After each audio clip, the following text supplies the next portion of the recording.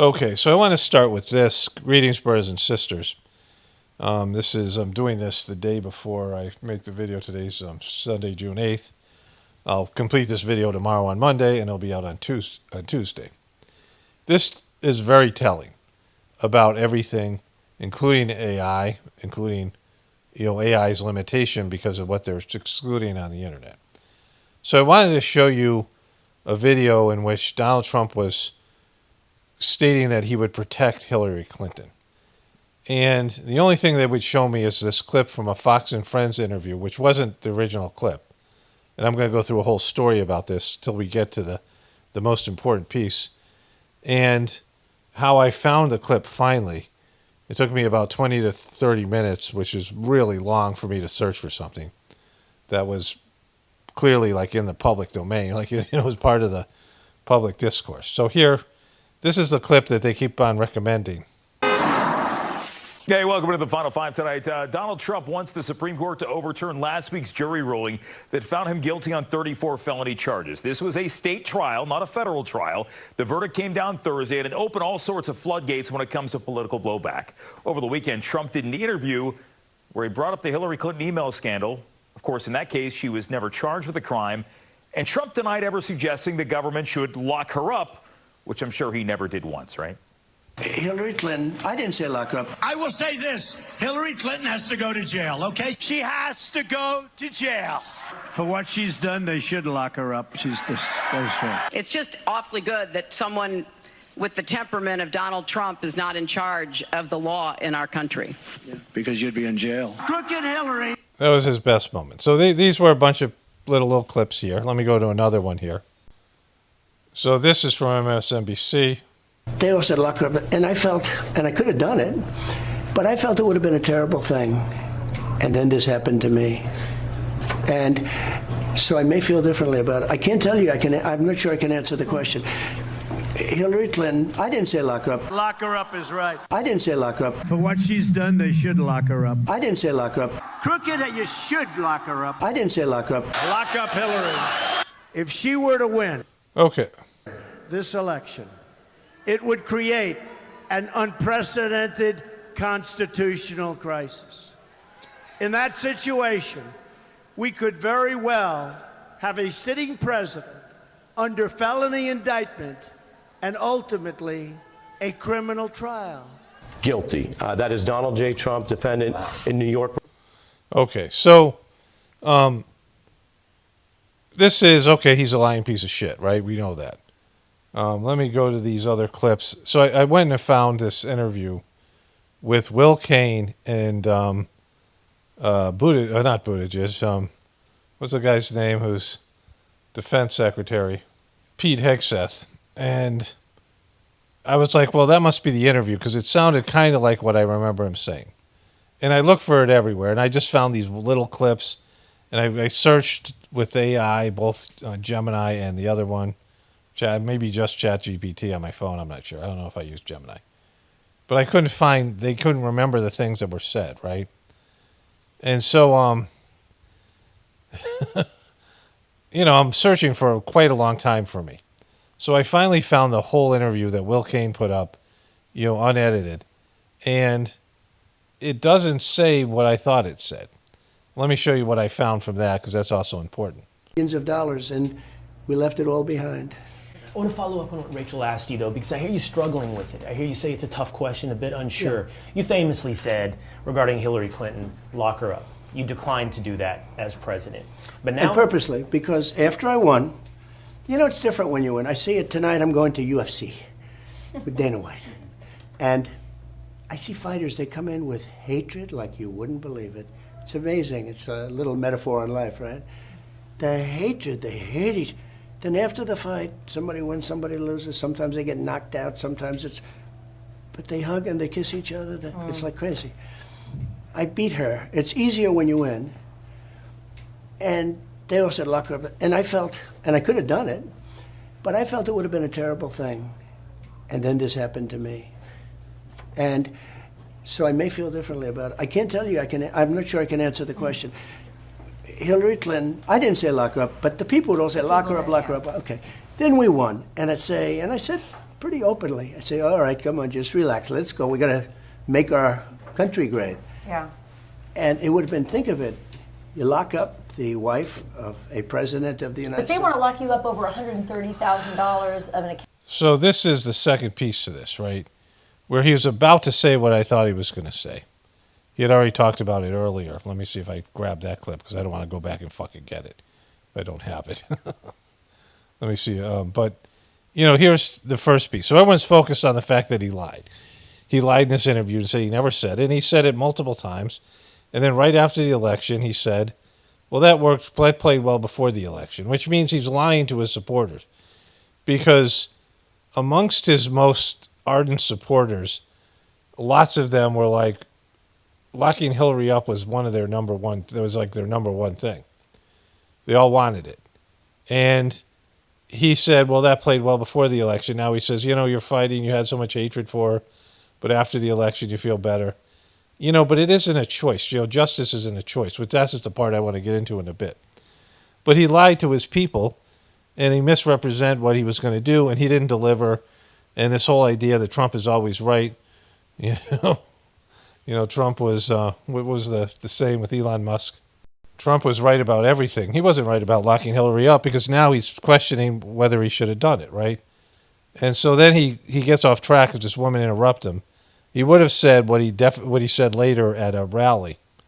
Let me get to that this moment. But let's get back to this other piece here. Well, that's for years you heard about my tax. And no one looked into the Clinton Foundation. And they never found it. They never went all the way with the Clinton Foundation. They never went all the way with the Clinton Foundation, which is sort of interesting, isn't it? But so that could happen. I don't know that the public would stand it. You know, I'm not sure the public would stand for it. With a, You're saying if they tried house arrest or I think it would be tough for the public to take. You know, at a certain point, there's a breaking point. It's very funny. I watched the radical left, and I watched the right, and everyone's always talking about the right. You know, this side, the right. The right's not the problem. So then he was talking about possible riots if he locked her up, these things. Like he just wasn't clear on that. Again, he gets distracted because he has talking points or things he's said. And I'm like, you know, because I know I heard it, and I thought I heard it here because this is the only thing that any of the search engines were pulling up. And they were pulling up a lot of shit from him and Elon, which I didn't mention Elon's name. I mean, they just, you know, I did time-sensitive searches. I did everything looking for the quote that I was looking for. He did say something about Jeffrey Epstein. Let me show you that because it's getting a little off track, but then I'll bring it back to what we're talking about here. So if you were president, would you declassify, you can answer yes or no to these. Yeah. Would you declassify the 9/11 files? Yeah. Would you declassify JFK files? Yeah. Would I you, did a lot of it. Would you declassify the Epstein files? Yeah, I would. All right. So I cut it off by accident. I didn't hit the record button on time, but she started talking about conspiracy theorists and then these things that he would declassify, and he hesitates there. When she asks him about Jeffrey Epstein, he says yes to the other things, and he hesitates with Jeffrey Epstein because he's got fucking, you know, shit about him's going to come out, right? He hesitates there. I did a lot of it. Would you declassify the Epstein files? Yeah, I would. All right. I guess I would. I think that less so because, you know, you don't know. You don't want to affect people's lives if it's phony stuff in there because there's a lot of phony stuff. Yeah. He's thinking about himself, right? You know, Trump was right about everything, right? He knows that he's in those Epstein files. So that's something. They're very telling here. With that whole world. But I think I would, or at least Do you think that would restore trust? Help restore trust? Yeah, I don't know about Epstein so much as I do the others. Certainly about the way he died. It would be interesting to find out what happened there because that was a weird situation and the cameras didn't happen to be working, et cetera, et cetera. But yeah, I'd go a long way toward that one. The other stuff I would definitely do the January 6th because... Of course you would. So what he says there is very telling. Kash Patel just came out and said, oh, it's totally a suicide, Jeffrey Epstein. I know a suicide when I see one, right? All those things. And so there's all of that, right? You know, that's just whatever it is. That's just fucking classic Trump. Trump's right about everything. I covered in my last video about Kash Patel and Trump saying them saying he's right about everything, and he's He's wrong on all these things. And what he did deliver in terms of releasing these files is the same old bullshit, same old redacted, edited bullshit. And, you know, a lot of the claims by the dumb cubies and the Trumpers were false because they're all like, you know, dumb fucks, right? He's got these dumb fucks. So then I went back and searched my own videos because I knew I covered it. And I knew I remember it. I'm not misremembering it. Like, I know my memory is fairly accurate. I know he said something more here, that he protected her. Like, you know, when I said here, kaboom, Trump admits he protects Hillary. He does, the doctor is in the House thing. And so this is where he says it here at a press conference. And he says something here that I ended up searching those words and then found this video clip.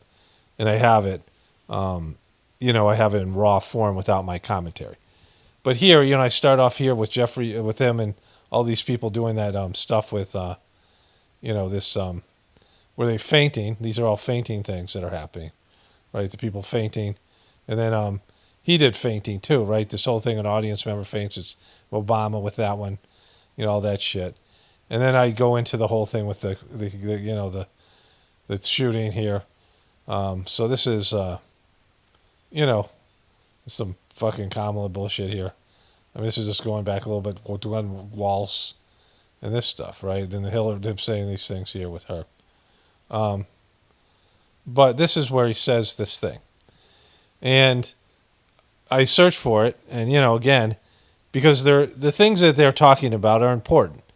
You know, Trump's a lying piece of shit, and he did say Hillary, he would lock her up, and he broke his promise to he misrepresented what he would do. And he broke his promises to his followers, his dumb fucks that, you know, think he walks on water. And they, you know, they dealt with it, but it was fucked up on his part to do that. And there's another piece to it where he talked about, you know, that you'd have somebody who's a felon, which I'll show you that coming up. That'll be a part of this thing here. Let's go to that one. You know, I actually showed you that where they shit on him in MSNBC, where he said you'd have a person indicted and who was possibly going to be a convicted felon in the White House if she had won. And that happened to Trump. He was a convicted felon, and you're not supposed to be elected as president. You can't run as president as a convicted felon. But somehow that didn't fucking come to be, right? He never got sentenced. He was a convicted felon, and that all disappeared. Like it never fucking happened. And that's fucked up. That's a constitutional crisis. Of course, he didn't place his hand on the Bible either, which was fucking weird, right? And so, all those things. And those are all big stories. Trump being a lying piece of shit, him being a convicted felon, him misrepresenting this stuff on Hillary. But here's the real story. Yeah, please. I don't think it's appropriate for me to talk about it. I think it's a tragic story. This is about pardoning Hunter Biden. You want to know the truth. And I felt that with Hillary Clinton, too. You know, with Hillary Clinton, I could have done things to her that would have made your head spin.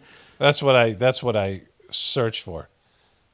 I could have done things to her that would have made your head spin. My joke on that was, well, I'll do it here. Done things to her that would have made your head spin. Gross. Let's not talk about that. That's fucking gross. That was my joke in the first video.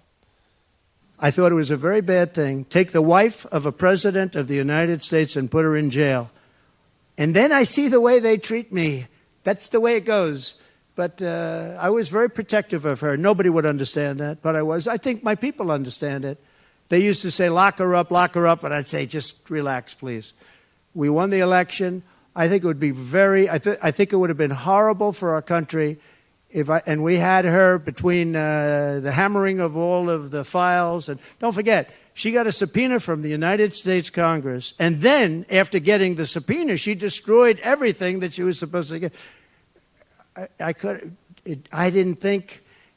it was so bad to take her and put her in jail, the wife of a president of the United States, and then when it's my turn, nobody thinks that way. I thought it was a very terrible thing. And she did a lot of very bad things. I'll tell you what, she was pretty evil. But in terms of the country and in terms of unifying the country, bringing it back, to have taken her and to have put her in jail, and I think you know the things as well as I do. There were some pretty bad acts that she did. I think it would have been very bad for our country. And a lot of my people, a lot of the MAGA, as they call them, but the base. And I think the base is, I think the base is 75% of the country, far beyond the Republican Party, because we're a party of common sense, and I'm a person of common sense. I want to have low taxes. I want to have strong borders. I want to have a strong military so that China... Okay, so I'm going to let him finish here, but let's stop at this, just because he says something more.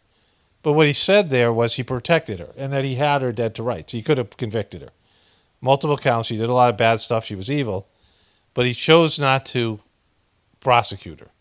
He protected her because she was the former the wife of a president, Secretary of State, and he didn't want to divide the country, which he did. I mean, do you think the country could have got any more divided than it was if he had locked Hillary up, right?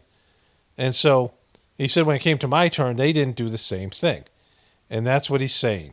When it comes to the dumb fucks at WWE and his rallies and at WWF and fucking, or the UFC and these other places and all these Fox News, when it comes to these dumb fucks, the people that support him, you know, he'll throw these guys in jail, illegal aliens, anybody. He'll throw people out even if they're not fucking guilty. I mean, you know, makeup charges, whatever it is, right? Dropping bombs on people, whatever it might be. People in Yemen, you know, killing people. But when it comes to Hillary, she gets a pass, even though he promised he was going to lock her up. And that's somebody who thinks his people, the elite, are above the fucking law. And that's everything you need to know. He's an elitist who, you know, Hillary's one of the worst people in terms of his supporters. They hate Hillary more than anybody else. If you took a poll of them, more than Obama, more than Biden, more than Kamala, they had Hillary the worst. And they all feel like she should have went to jail. And he chose not to send her there. And now the country's so divided with all the shit he's done, the Elon stuff, the Doge. Like, why not lock her up now, right? After everything that Biden did and the pardons and all that shit. And so, you know, did Biden pardon? Biden didn't pardon Hillary. He pardoned everybody else, right? So he could revisit that now. I mean, that would serve some red meat to his people. But he's saying it just wouldn't do it because she's part of that club. I mean, that's, you know, 100% what he's saying there. And, you know, that should tell you everything you know. That's why these guys are dumb fucks. Because he'd throw any of them under the bus. He'd throw any of them in jail. Any of his supporters. He'd let them all rot in jail in fucking January 6th. And he sold them out. And then he pardoned them after the fact, right? He could have done preemptive pardons for those people, but he threw them under the bus. He said they were hooligans. He saw that shit he talked about, the January 6th people. And then he became president again. He finally pardoned them, but not after, you know, fucking selling them out and turning on them. Because that's the kind of piece of shit this guy is.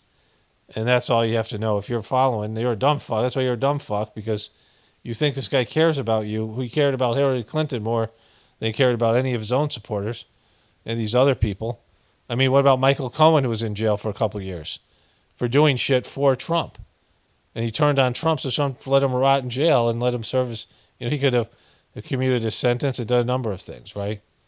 China and Russia, look, they've allowed China and Russia to do the impossible combined. They're natural enemies. They always have been, because China needs more land and Russia has it. They've always been natural enemies, and because of Obama, it started with him, and then Biden, because he didn't know what the hell he was doing, they've now become one force. And then now they're adding Iran to it, and they're adding... All right, so that's something else. But, you know, it's very clear that was fucking important. And they've erased this thing where he said he protected Hillary. You can't find it. I mean, only because I searched through my own video, which I knew I had. It wasn't, you know, no matter what search terms I used, no matter what AI bullshit I was using, they were hiding this clip, a huge clip, right? Because he says he protected her. I protected her. I was very protective of her, right? I was very protective of her. We won the election. I think it would be I think it would have been horrible for our country and we had her between, they used to say, lock her up, and I'd say, just relax, please. We won the election. I think it would be United States and put her in jail. And then I see the way they treat me. That's the way it goes. But I was very protective of her. Nobody would understand that, but I was. I think my people understand it. No, they don't understand it. How many fucking Trump supporters actually understand that? They used to say, lock her up, and I'd say, just relax, please. We won the election. I think it would be I think it would have been horrible for our country and we had her between the hammering of all of the files. And don't forget, she got a subpoena from the United States Congress. And then right, you got the idea. And so, and then what about me? Well, let's look at that part. After getting the subpoena, she destroyed everything that she was supposed to get. I thought it was so bad to take her and put her in jail, the wife of a president of the United States, and then when it's my turn, nobody thinks that way. It's my turn. Nobody thinks that way. I was the wife of a president. Anyways, you get the idea here. Okay, greetings, brothers and sisters. This will be day 2 or day 3 of the Trump ear-piercing, incident. It's Sunday, July 14th. I'm just releasing my first video. And again, I don't know if these videos are going to be monetized or not. If there's no ads, then... Okay, Monday, June 9th. I started this video yesterday. And I wanted to. I didn't get time yesterday, but I had really good sleep last night. Meditation this morning. But I wanted to explain my use of the word "dumb fuck," which I've been using a lot lately. And so, everybody can be a dumb fuck, or do dumb things, fall for scams. Follow people who are, don't have your best interest at heart. Get scammed by people, and then there's a pathway, a thread. There's a like a rural, what they call them in it's the Southwest where the water flows through, kind of thing, that you can easily go down in the truth community, where you start sharing information or believing in information or a mindset, a way of looking at things that is completely not true. You got out of the whole indoctrination of the mainstream system. You learn that the mainstream system is lying to you, and then you need to replace that with something. You have to have, the American dream is bullshit. What do I think about everything, right? Because there's the official indoctrination of you, and when I grew up, there was more family oriented, it was more Christian oriented, and it was, but mostly materialistic, right? Get a good job, make a lot of money, participate in society, vote, be whatever. This is, you look at, like, say, the TV shows, my Three Sons, and those kind of shows, the family-oriented shows, to some extent the Brady Bunch. Those shows came later, but like the black and white shows of the 50s, where it showed a good suburban family, with a nice big old frickin' boat of a heavyweight car, these cars with the classic cars, these neat-looking cars of the 50s and 60s and 70s, and you had, a suburban home, and, this lifestyle where you have a manufactured lawn, and, everyone would go to church, and, they would just be good, solid citizens, and this is the, what they wanted you to be, right? You'd vote. The Democrats and the Republicans were not that much different, right? The Democrats a little bit more liberal, maybe a little bit more, progressive, a little bit more of the hippie movement in them, and the Republicans were a little bit more conservative, in the more traditional sense of the word, where they believed in church and family in the old-fashioned ways, and, more maybe rural people or people, in the South, and more, who were, less not as big partiers or whatever it might be, right? Not as open to new ways and things. And everybody had more or less a place in society. Gay people's place was, to basically hide who they were, and, various demographics, colors, and, races, and ethnicities, and, and more often it was about how much money you had, how well educated you were, and that everybody had a more more. This is where you exist in our society, and a lot of people weren't happy with where they were placed. Where their ceiling was, where their expectations of their roles in the seal is like almost like a caste system. And in high school, there was more defined in terms of the cliques and the groups that you were in. Often at times it was best based in where you lived and economics and things. And, like people lived on the other side of the tracks or whatever in town or whatever. The bad part of town often were smokers or, wore different clothes. There's the preppies, the rich people, these things in the suburban breakdown, the urban breakdown of where people were. And TV was limited. And, when I grew up, and of course then cable TV came in when I was in high school, and then things started to change, right? Because everyone wasn't given three choices. People just didn't watch TV sometimes. Like it was, you watch TV and then you did. Like I would watch TV and, probably like 1 or 2 days a week. And, oftentimes I was doing things, with my friends and whatever it might be. And something would be on, my parents would watch, I'd watch some sports on the weekend. But like there's days maybe the TV didn't come on, and it was always there. Like the same stuff was always there. It's like 24 hours at Gilligan's Island. Like whenever you turn the TV on, there was like, hey, Gilligan's Island's on, or fucking Brady Bunch or whatever it was. For these people, who grew up when I did. But then when cable came on, there were so many more channels. When you could watch movies, there was like HBO and the movie channel. And you could watch movies like, if you had those paid channels, like all the time, which was like a totally new thing. And, ESPN came on and there was all sports all the time. Like there was like tons of sports on. Like you could see sports like a lot more. You could see games of teams that weren't local. And you could see coverage of, national sports and things. So, all those things changed.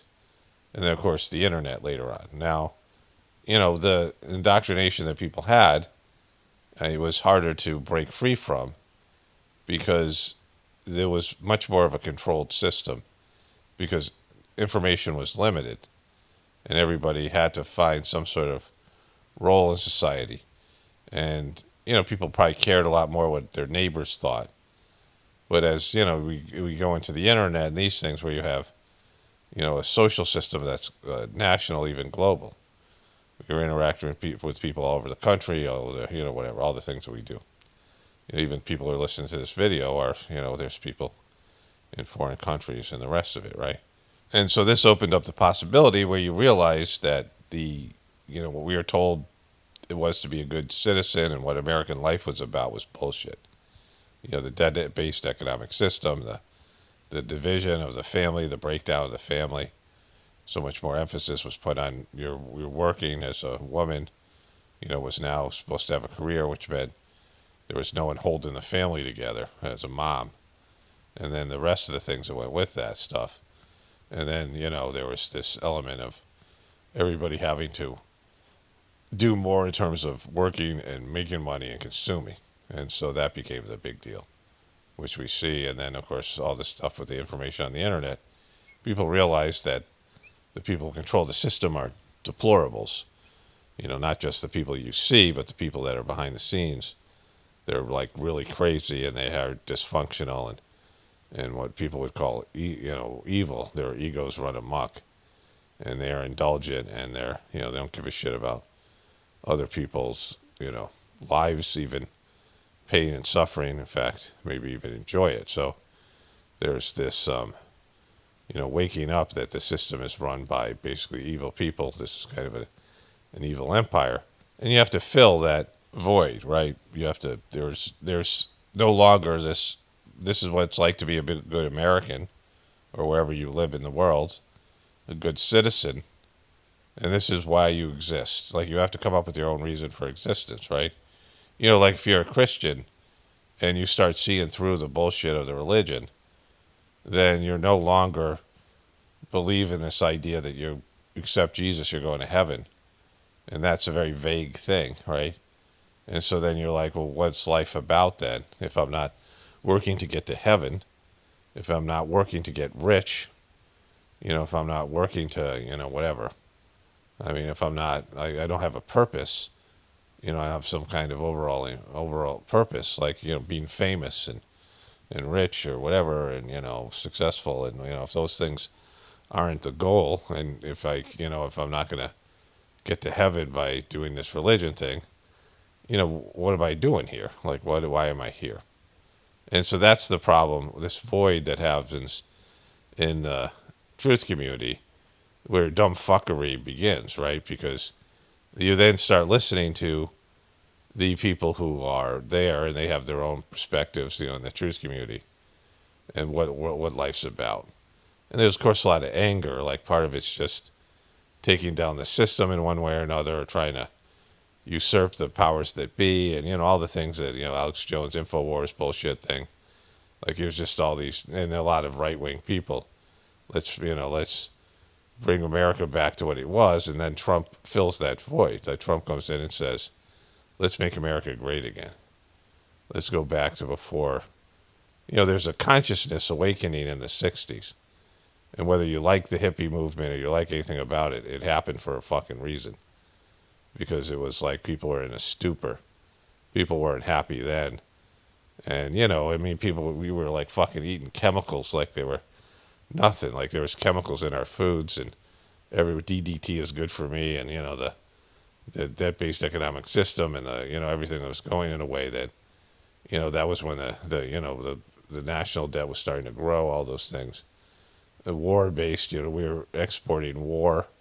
The government, the intelligence community were creating wars and undermining governments to steal people's resources so we could have a better life here, in America. And I mean, there was just all shit going on that we're a part of and we don't know about. People were, being suppressed, and, we're not able to, express if they had some kind of different point of view. If you were a person like me who grew up, was dyslexic and introverted, the school system, and I have a different learning style, the school system wasn't for you. So you sat there miserable in school. Like, most people had different learning styles, people who are physical and like to, people who are mechanical in nature and things like this. You had to sit there. There's an effeminization of the school system because it was women who are mothers who were, now teachers, and they became maternal and focused on things. There was a lack of a male presence in the education system. And so there was all these things, right? And so, there was all this things that weren't great about, whatever was going on. So, when people like Trump, who were nostalgic and think it was better back then, and it wasn't, it was worse, because people were, dead inside. Like people just, you had like one fucking choice, right? There was one choice given to you, and a very heavy laden system of socialization, and, one choice for the news, where these guys would come and read you the news, and, this corporate based, Walter Cronkite mainstream bullshit, and all these things. And now you had like various, people like you that you could connect with. There might be only a few people like you in your town, but now there was millions of people like you on the internet. And so, all these things. And so this thing that Trump does is he takes, people freaking out about the system and say, hey, I'm one of you and I'm going to fix it. And then people are like, oh, that's great. And so that's why you're being a dumb fuck, because, it's willful ignorance. You've replaced your original indoctrination with something worse. Like Trump is worse than what was there in the 60s, 70s, 80s in terms of our social system and, our mindset. The Trumpers are worse than, it's a step backwards. It's a de-evolution movement. Because, we all were indoctrinated by our system. And whether we liked the system or we knew it was wrong, and, we didn't have the information and the ability to see through it till the internet came along. And, there were some fringe groups, but I mean, it was, and there wasn't much of a need because things weren't desperate then, right? And so, I mean, in terms of the system was going up and not down. And so, like, there was a collapse of our human population. Like, people were getting, better at making money, and the American economy was about to hit some really huge booms, these the tech boom and the things like that, and the technology stuff itself, and all these economic bubbles. And so there's these things that hit that were like, oh, this is going to, explode the Silicon Valley stuff. I mean, look at what's happened in California now. Movies and TV shows and the explosion of content, and these epic movies, the Star Warses and the Indiana Joneses and, these blockbuster movies and then these other type of movies and that would go global, that people would see them all over the world. And, the things like Netflix, first, people had videotapes of Blockbuster, then Netflix, and then, the whole internet, and then people making their own content on YouTube, all these things, right? When they were new, and it was something that was adding something and creating a new way of access for information and access all these things, right? But it meant that other people were going to start catching up because now everybody had access to these same things, right? So, and all the things in America was, at some point, people become rich and entitled. It's like, one thing when you're doing it like as a person, but once you've done it, you've become rich and famous or rich and powerful or whatever it is. Your kids suck. They have nothing. Like you see all these kids of rich kids, rich parents. Like you don't see so many like Steph Curry's and where he is better basketball player than his dad. These NBA guys, athletes that have kids and the kids are athletes. They're somehow better than their parents. It's just a rare, something very rare where they're, the kids are, take what their parents did and then make it better. Like some guy who's and this is the old problem with royalty and kings and these things. Like it's just, it's in it for you to be less than your parents when your parents were great. Like look at Donald Trump's kids, right? You think any of those guys are going to exceed their father? They're like these dopey kids, no matter what they do, they'll always be Donald Trump's kids, Michael Jordan's kids, these things. And in America, it's the idea of being great. Like America is great, this is great, USA, we're the greatest country on the earth, this idea.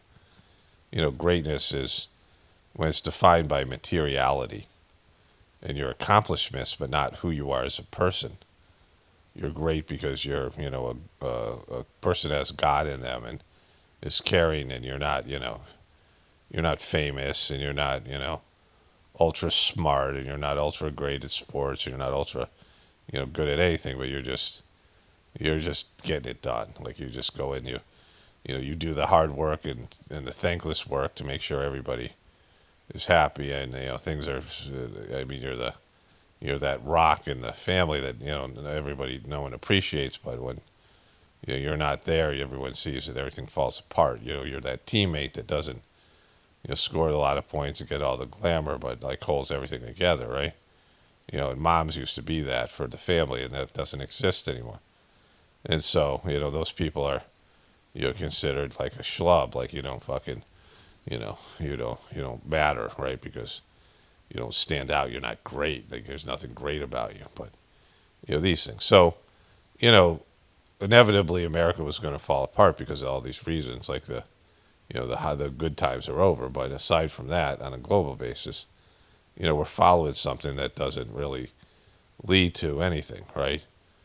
Like people are doing these jobs that they hate for the most part, and it sucks up your time. It's wage slavery, and you're not doing what it is to be a natural human being, where you're expressing parts of yourself, the agrarian part, the part that's connected to the earth, and the whatever tribal things that are there. There's no divinity. There's no real, church is, dead and lifeless. And, it takes a great person to connect to God in church, like a real saint. Like everybody else is just sitting there because they're supposed to. And it's and they're like, well, why do I even go to that when I can just sit home and watch football? Whatever the thing is, right? So, there's this hole because it's all bullshit, right? The society and the wage slavery and the technology and the things, and it hurts you in some way, as what you are as a person. You're not becoming all that you could be as a person. And so you become more and more remedial, and then to the point where these kids can barely function now with the internet, and they don't even have real lives anymore and all this stuff. And so that's where we were headed. And so the all of it ends up being a lie. and the people running the system become wealthier and wealthier. Now they have credit default swaps, and they can, these IPOs, and they can, do these pump and dump things, and these guys can become gazillionaires, right? Like people are, being a millionaire was a big thing when I grew up, and now, it's all these people like billionaires, and then everyone else has less money, and or because of the, the inflation. So even if you have money, it's becoming devalued, and you're in a situation where you think you have enough money to retire and you don't, right? And what do you do then when they're like, oh, I'm going to run out of money, and you don't have a family, and your kids aren't, you don't have a good relationship with your kids, and all these things. And the original lie, which I told you, when I first started homesteading, was my first realization that when your family was lured off the farm and gave up all their, their community, their tribal village-based community, and gave up all their skills and their connection to the land, and this idea you just had to work 8 hours in a, whatever it was, 16 hours, I mean, it was longer days, but you just had to work one single job, and you would get money, and you could buy everything else. And then you became, less than as a person, because you just had one set of skills, and you provided that role. And even then, people had more, they would grow, they have gardens, or they had, some skills from their growing up on a farm or whatever.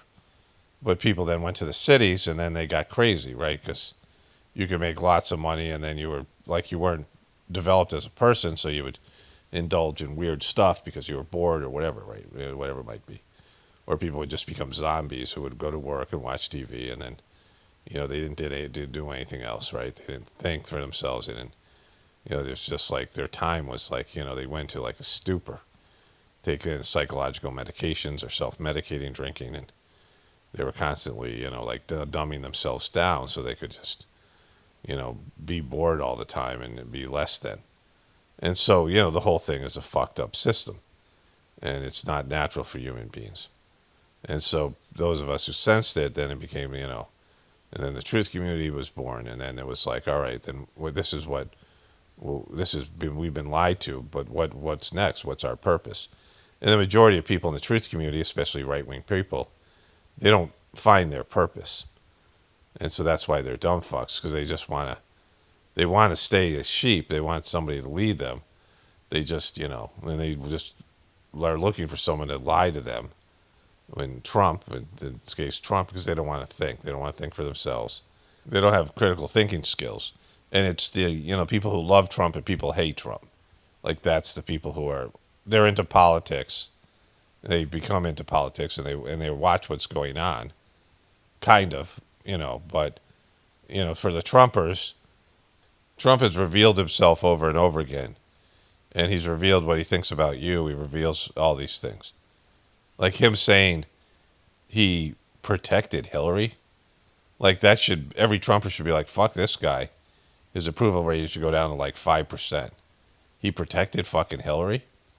Like, why aren't they covering that all the time? Why aren't they just showing that? Why wouldn't, Kamala Harris show an ad where he's saying, I protected Hillary Clinton, like some super PAC for the Democrats running this ad that he protected Hillary Clinton, that he made the choice that this criminal, that all his supporters feel like Hillary Clinton is this criminal. I mean, the Republican Party is built, has been built a lot on the Clintons being criminals. Like the Clintons are the most hated, from old school Republicans. And Hillary Clinton, then, I mean, even recently, in 2016, they were chanting, lock her up. And he was encouraging them and saying to her straight up in a debate, you'd be in jail if I was president. You'd be in jail. That was his signature moment from that debate.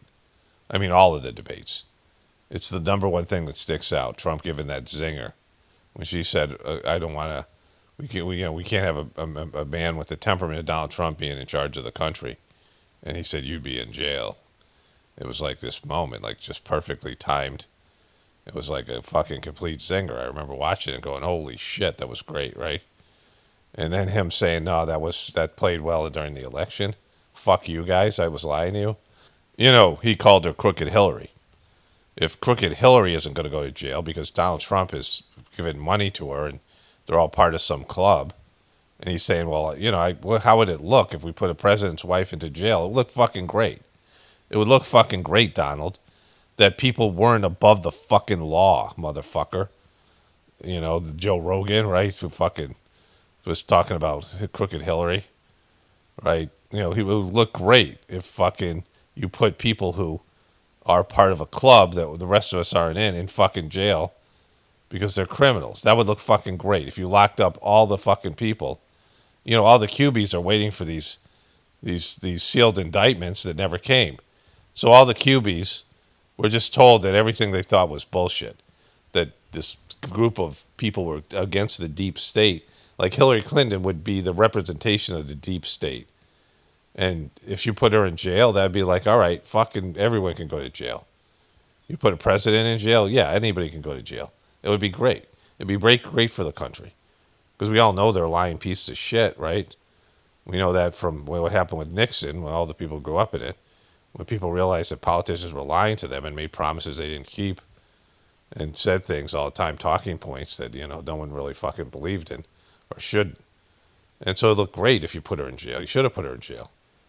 But you didn't because you're all part of a club. And he said, when it came to my turn, you know, when they were going to go after me, they didn't give me the same break. You know, that's what he was saying in those clips. When it came to my turn, they broke the rules and they actually tried to put me in jail, which they fucking didn't because you're not in jail. And you're a guy with a felony who's president, which shouldn't fucking happen, right? And so everyone should know that the fucking whole system's fucked and that they've been played by you and the people that have promoted you. The whole system has, you know, pushed these dumbasses, these dumb fucks towards Donald Trump who are desperate and hoping that somebody can solve the country collapsing and their way of life disappearing, and it doesn't exist. And the other side are dumb fucks because they hate Trump and they believe that Trump is the devil, and that as long as Trump, everything would be great if Trump wasn't there. Although their party has nothing. The Democratic Party has nothing other than we're not Donald Trump. They don't have plans. They don't have, any kind of consistent ideology or anything. They don't have any real purpose other than, well, we're not Trump. We're better than Trump, this kind of thing. And so everybody should know right now that voting is fucking useless. There's no political solution, that these people are the worst of the worst. The system can't be solved. This crisis can't be solved. That we're obviously going in the wrong direction. We've just been led astray, and we've agreed to it, like we've all been dumb fucks to whatever reason, indoctrinated. There's been enough information all along. It's like a movie where everyone's like zombies, and like Brave New World, kind of whatever that book was by Aldous Huxley, or these things, some dystopian society where everyone's walking around, Stepford Wives kind of thing, and nobody's really living. And then the people are like, hey, this is fucked up, and everyone's like, like kill them, like, so, where now you have multiple people, like a good portion of the population realizing, oh man, we're fucked up, this thing's fucked, and that there's no solution. And like, it's obvious should be obvious to everybody, because there's nothing to believe in. You're going to believe in Joe Biden? No. You're going to believe in Kamala Harris? No. You're going to believe in Donald Trump? No. You're going to believe in J.D. Vance? No. There's no political solution. Like Elon Musk is saying, this is like some kind of debt slavery. Yeah, well, that happened years and years ago. We have $1 trillion of fucking interest a year. That's 1/5, 1/20th of our income is now just the national debt. Never mind all the other debt that's there, people's personal debt and all this stuff. It's just the whole idea behind a usury system is that it's the illusion that someday you can catch up to the debt, that the debt's there, but you can catch up to it. It's the principal plus the interest makes it impossible, because the money that you're making now, you need to you have to have this extra 20% that becomes the interest, or whatever it is. 5% becomes the interest, but now it's 20%, and so they're just the interest alone. And, we're already living above our means. You're going to have to tell people, all right, we're going to have to get rid of half our governmental spending. And a lot of that spending goes to fucking people who are just looting your fucking shit, and nobody's going to go in there and take it. And Donald Trump is one of the worst looters, and he loves the rich people. He said it. Part of a club. He goes, I protected Hillary because we were part of a club. But then when it came to me, they're like, fuck you, Donald, you're not part of the club. And then he's all bitter and shit about that. But it's, it's because of the way that he was treated. Because all he gives a shit about is himself. He's the worst fucking person. He's as bad as a person can be. And these people are thinking that he cares about them. He doesn't care about anybody. Every friendship he's had, every relationship he's had ends up fucking going south and him tweeting with the person and going into it like it's happened with Elon. Because that's how Elon gave him $300 billion. $300 million. And fucking, well, that's how he treats him. So you think he's going to hesitate to fucking run over you, right? Of course not. Get out of the way, peasants. And so, and then all the people on the left that are making him the devil, because their guys are so much better. So, this is what's being a dumb fuck. Like, you should know right now, there's more than enough information out there. There's no political solution. There's no economic solution. That the system's fucked. It was always a bad system. And it's leading you in the wrong fucking direction. So let's go to the press secretary here for Biden, because I want to cover the left side now. The left side, the left-right paradigm. And that the information that she provides here, it should be enough for every person who's a Democrat. Like, people should not be a Democrat or a Republican because it's bullshit. The parties are completely corrupted. It's complete bullshit. And it's only the illusion of choice. There's no real choice there. There's no political, you have to find another means for your whatever it is, and that's God. Like, all we have now is God. And not a God of religion. You have to go past your bullshit religion stuff, because that's also bullshit. Like, that's being a dumb fuck, right? That, people should see through all of it and seek something higher and better in terms of their connection to divinity, in terms of their lifestyle, and their connection to the, whatever it is, their food. Like, your food's poisoned. Your content is poisoned. Everything is saturated with fucking demonic shit. And that you have to find something better. You have to reach up to something higher. Like, that's, and people aren't doing that. Like, people just won't fucking do that. So, dumb fucks, right? So my wife and I were just talking, because she saw the title of my video with the dumb fucks in it. And we had watched an episode of Impractical Jokers where the punishment was they did a fake game show called Practical Joke Show called Dumb Fuck. And they had this song, "You're such a dumb fuck, such a stupid dumb fuck." And they did this parade and things. And, and so this is dumb fuckery here. So this video says, Karine Jean-Pierre's new book is a wake-up call. And it has "wake up" in capital letters. So they're trying to get into the wake-up call to America. And it's called Independent. So let's watch this here. Hi, I'm Karine Jean-Pierre, and I am the author of a new book that's coming out this fall called Independent. It's coming out on October 21st, so please do grab it. And the reason I wrote this book, coming out of the White House, serving as White House press secretary was an honor and a privilege. But since I have left, the people that come up to me, strangers that come up to me just across the country as I'm traveling, and sometimes right in my neighborhood, at a grocery store, supermarket, airport, my daughter's school, the number one question they ask me is, Karine, how do we get out of this? How do we protect our democracy? How do we get out of it, Karine? Karine, how do we get out? They come up to me, I'm at the supermarket, and I'm about to put Fruit Loops in my fucking, my cart, and somebody comes up and says, Karine, how do we get out of this? How do we protect our democracy, Karine? I mean, people across the country are always asking me this question. Karine, how do we, what do we do, Karine? How do we protect our democracy, Karine? This is dumb fuckery right here, right?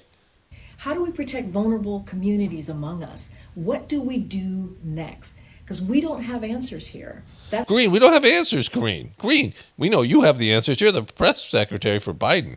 That's what they ask me. And this is my answer. And what I mean by that is, in an era of misinformation, disinformation, the regressiveness of social policy, what we're seeing currently right now, what I have decided to do, and I really have thought long and hard about this, is to follow my own compass. Her compass. She's not following the political doctrine. She's her own compass. She's an independent. And that's what I've done. And that's what this book does. Okay, so she wants people to be an independent. Like fucking, and she's not an independent. I'm an independent because I don't fucking vote. I don't believe there's a political solution. We're independent. We're the left-right paradigm people. We're the only real independents here. Because being non-committed to one side of the Republican-Democrat divide is not a fucking independent, right? I'll get into that in a second here. And here's the truth. And here's how... Well, here's the truth. I've been bullshitting you my whole career, but now all of a sudden I'm telling you the truth. I will lay it out to you. I think we need to stop thinking in boxes. Boxes. Fucking get rid of the fucking box. Get rid of those fucking boxes and be an independent. And buy my fucking book. People are coming up to me and saying, Kareen, what do we do, Kareen? Think outside of our boxes. Outside of the boxes. Your boxes, don't be inside it. Go outside that box. And not be so partisan. Don't be so fucking partisan. Okay, so this lying piece of shit was, up until the last day that Joe Biden was fucking president, was trying to tell us that he wasn't senile. I don't know how anybody would come up to her at a supermarket, like any Democrat, and be like, hey, what do we do? When she was lying to them about Joe Biden being... I mean, she just was straight up lying about Joe Biden being senile and having whatever, and also, did they not tell her about, I mean, she should be furious if they didn't tell her he had prostate cancer and he had Parkinson's. Like, how do they not know? And maybe they don't tell her, but she sees it, that, the guy's breaking down. Like, everybody saw it. 70% of Americans, probably even more by the end, everyone knew Joe Biden was going south mentally, that he was showing signs of dementia for a couple of years. And it was really for, the entire election. It was 2019 all the way to 2024. I knew he had dementia, and everybody else should have. It was obvious. So, and she lied about it. And up until the last point when he's already, they're running Kamala Harris because he can't do it. He had this disastrous debate performance, and she was out there saying how great he was and how masterful he was and how wonderful he was. Like, she had to eat that shit, lying shit. She had to go out there and fucking lie to everybody, and including all the Democrats who knew that George Clooney and everyone else said that the guy fucking was walking around. He didn't even know who Clooney was. He had these fucking moments that she saw. She was interacting with them. They all knew about it. They were handling and protecting him, and she had to go out in front of the press and lie and eat shit for fucking months at a time. And now she's going to come out and say she's an independent, right? She is a Haitian. She was born from Haitian descent and came out of Columbia University as this liberal, whatever. And she's a lesbian married to a woman with a kid. And she's going to vote for fucking Republicans? Right? You're an independent would mean that you're going to vote for Republicans. But let's get out of our boxes and not be so partisan. What the fuck are you talking about? You're talking about a third party? You're going to have to, you lied to us about Joe Biden for months. I mean, for years, but then, specifically the end of, after Kamala Harris took over for Joe Biden, it was, and, everyone into the party was pressuring him to leave. Nancy Pelosi, all these people turned on him. And Joe Biden was pissed off. He was so mad at everybody. And it was clear that he was, not up to the task. And she had to go out there and say, no, he's wonderful. He's totally mentally competent until her last day in the fucking job. And then she's going to write a book saying this is a fucking wake-up call, that you're going to be a truth teller. There's too much disinformation out there. You're a fringe person, right? She's a person that doesn't fit into a lot of the standard, being whatever percentage of women are lesbian. It's like 5% or something. And she's married to a woman, which is probably, let me just ask. So ChatGPT's answer was 1.3% of the population is lesbian. but 3% from her demographic of her generation. You know, people between the ages of 18 or whatever it is, right? And so maybe it's more. Let's call it 5%. Like that's, you know, maybe, you know, I mean, 5% of women. So it's like whatever. I guess it's 5% of the population. So it'd be probably, you know, whatever it is, under 3%, 3% under. And, you know, that's people who are public about it, or bisexual or whatever it might be. And then there's 0.3% of the population is Haitian, a very small demographic of people, you know, in terms of these two demographics and who she is as a person, right? And, you know, her belief systems or whatever. She represents, you know, something that is, you know, a fringe group, somebody who's fringe. And she's eats shit for Joe Biden, some old white guy, right? Who's a groper and a, you know, a fucking misogynistic, I mean, what he did with women and all that stuff, and kids and all that weird shit. Like, she had to go out there and say, this guy's fine, when they all knew he was a piece of shit, like, just not just in terms of being senile, but he was a lying piece of shit, right? A plagiarizer. Like, you know, we all know Joe Biden.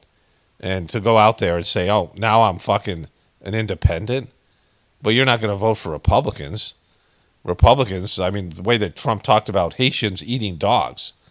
Like, he, you know, his party, the Republican Party's head guy, lied about Haitian people in Springfield, Ohio, eating dogs.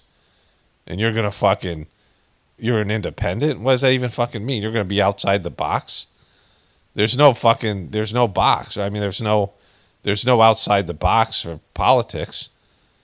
Being a political person is all about boxes.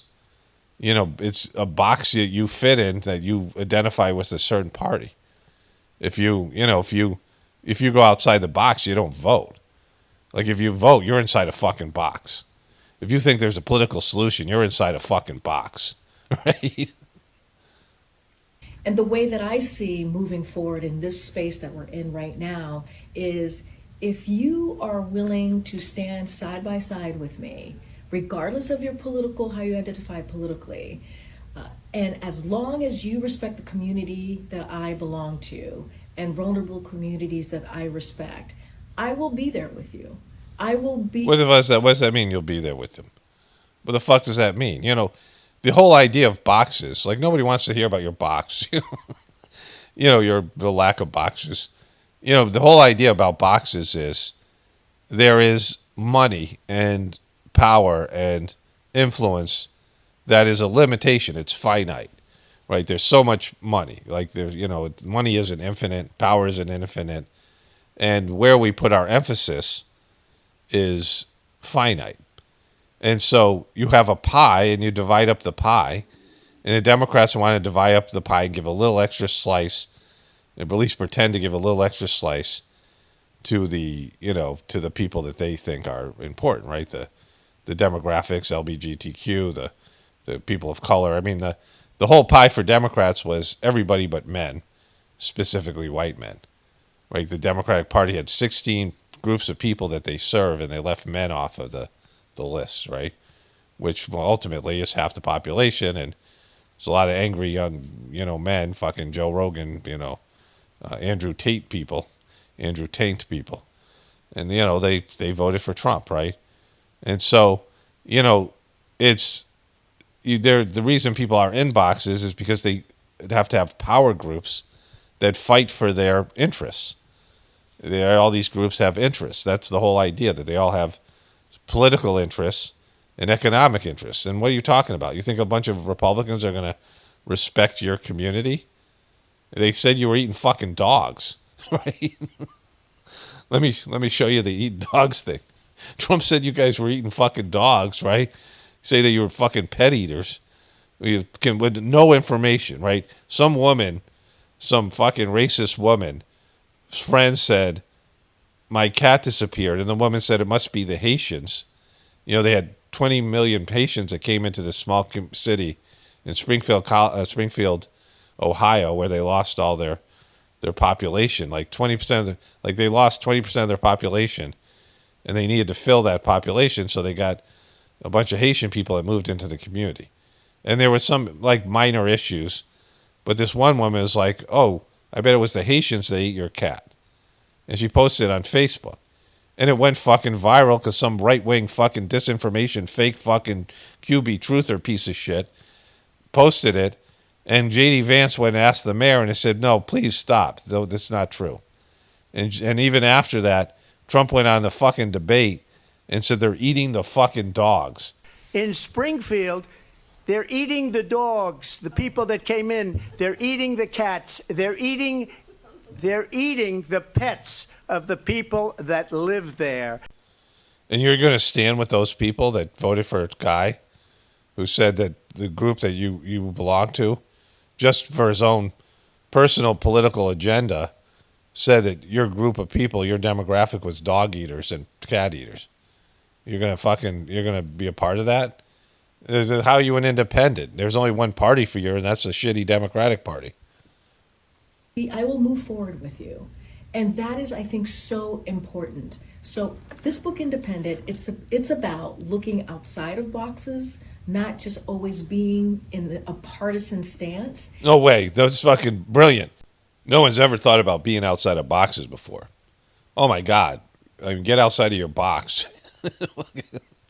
Get outside of your box, Karine. And how do we move forward together? Together, without boxes. Compassionate way, in a way that really, truly cares about people. Exactly. When you were lying to us about the president having fucking Parkinson's, when you straight up lied consistently, all that she was asked about after Kamala Harris took over, because Joe Biden was he had his rest of his time, right? So they said he was incompetent, mentally incompetent, couldn't run for president. And all the Democratic leaders descended on him and forced him out. And he said, fuck you, I'm sticking you guys with Kamala. And now she has this problem where, Kamala's running for president, but Joe Biden's still president, but it's out there he's mentally incompetent. If he isn't mentally incompetent, he should be running for president. Cares about people. Exactly. When you were lying to us about the president having fucking Parkinson's, when you straight up lied consistently, all that she was asked about after Kamala Harris took over, because Joe Biden was he had his rest of his time, right? So they said he was incompetent, mentally incompetent, couldn't run for president. And all the Democratic leaders descended on him and forced him out. And he said, fuck you, I'm sticking you guys with Kamala. And now she has this problem where, Kamala's running for president, but Joe Biden's still president, but it's out there he's mentally incompetent. If he isn't mentally incompetent, he should be running for president. She was asked over and over again about Joe Biden's mental fitness. This is right after the debate. Screen. So there are growing calls from Democrats, including members of Congress, for the president to step aside for the 2024 election because he's not capable of serving another 4 years. What is his response to this? So let me just step back for a minute and I guess deal with the questions that have come in about the debate. And honestly, this is something that the president has honestly, are you going to be honest now? Himself multiple times since this past Thursday. And first of all, I want to say we understand the concerns. We get it. The president did not have a great night, as you all know, and many of you reached out during the debate. The president had a cold. He had a hoarse voice. You all heard it. That's why you reached out. But I will say this, and the president... He had a cold and a hoarse voice. Remember they went with that bullshit? That he had a cold. He was sick, making fucking excuses, and his voice was hoarse. That was why he was fucking... He didn't know what the fuck was going on. He was babbling incoherently, which he's done consistently for the past 4 years as president, and before that on the campaign trail. That he's just doing what he's been doing now, but he just did it worse. And people are just finally fucking noticing. That I was like, how in 2019, I couldn't believe they'd run this guy. He was fucking senile then. And she's lying straight up, right? That was what that's what you're going to do? You're going to, the guy fucking had a meltdown debate. Said this.